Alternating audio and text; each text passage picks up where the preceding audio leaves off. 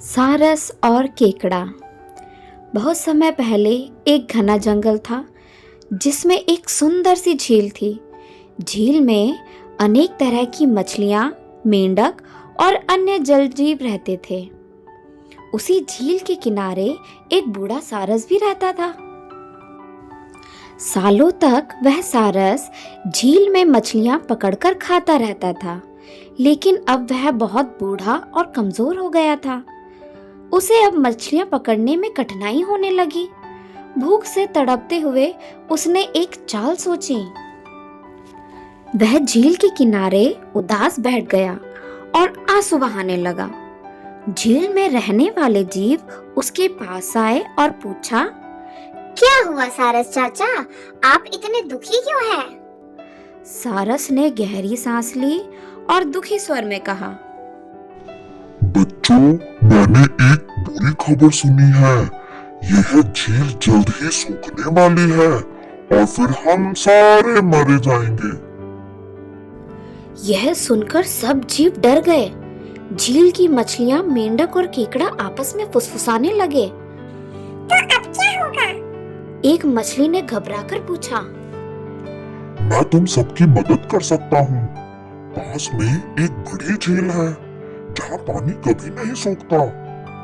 अगर तुम चाहो तो मैं तुम्हें अपनी पीठ पे बिठा के वहाँ ले जा सकता हूँ। सभी जीवों को लगा कि सारस सच कह रहा है।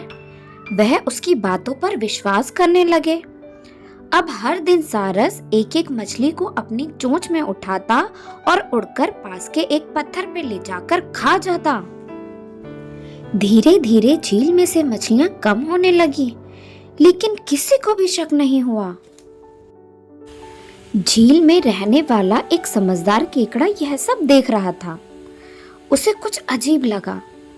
उसने सारस से कहा, सारस चाचा, कृपया मुझे भी उस झील तक ले चलो। सारस को लगा कि अब उसके लिए स्वादिष्ट भोजन तैयार है।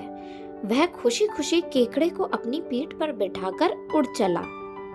जैसे ही वह उस बड़े पत्थर के पास पहुंचा जहां पे वो मछलियां खाता था, केकड़े ने नीचे देखा और वह पहचान गया। गुस्से में केकड़े ने अपने मजबूत पंजों से सारस की गर्दन को कसकर पकड़ लिया और कहा, धोखेबाज, तू हमें खा रहा था, लेकिन अब तेरा खेल खत्म।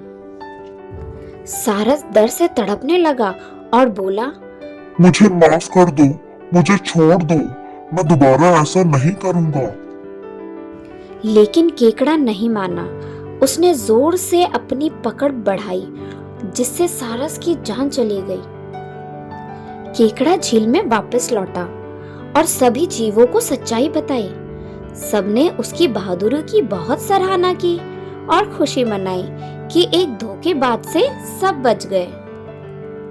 हमें इस कहानी से यह शिक्षा मिलती है कि धोखा देने वाले लोग ज्यादा समय तक नहीं टिक सकते और चतुराई से काम लेने पर किसी भी संकट से बचा जा सकता है।